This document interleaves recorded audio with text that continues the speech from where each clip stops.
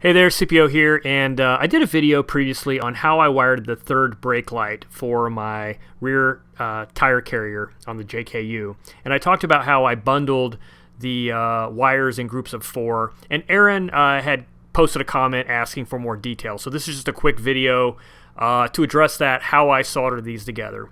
So here's some wires simulating the wires on the third brake lights. Basically, I did 4 to 1.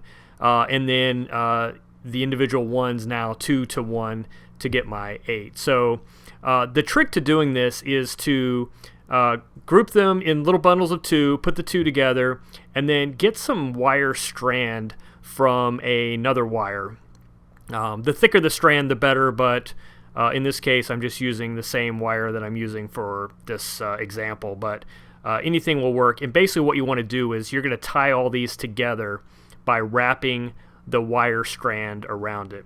I start out with a single strand just to kind of get everything held into place, and then later on I grab 2 or 3 more strands and tied that together. Because when you solder it, you want something to help with that mechanical connection. Soldering does 2 things. It gives a mechanical connection and also an electrical connection.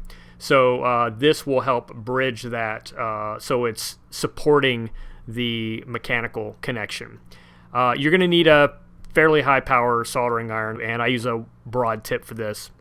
But once you get it nice and hot, that solder should flow through all of those wires and basically merge them together as one.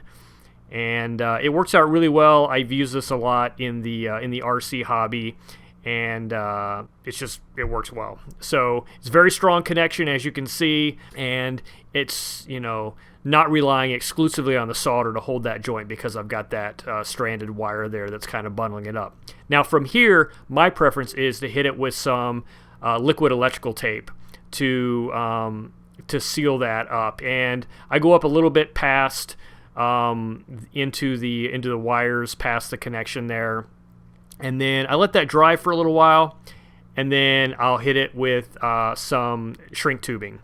I do not like using electrical tape at all, if I can help it, but shrink tubing, I would normally use a little bit longer piece than this, but this is to show you, and I didn't want to waste good shrink tube.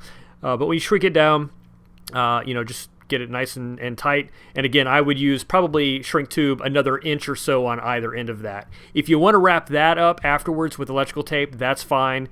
I would even probably use a zip tie or something to hold those connections even better. And then now just take that one wire and connect it to your other bundle of 4 to make 8 wires into one. So I hope that helps, and good luck with your build.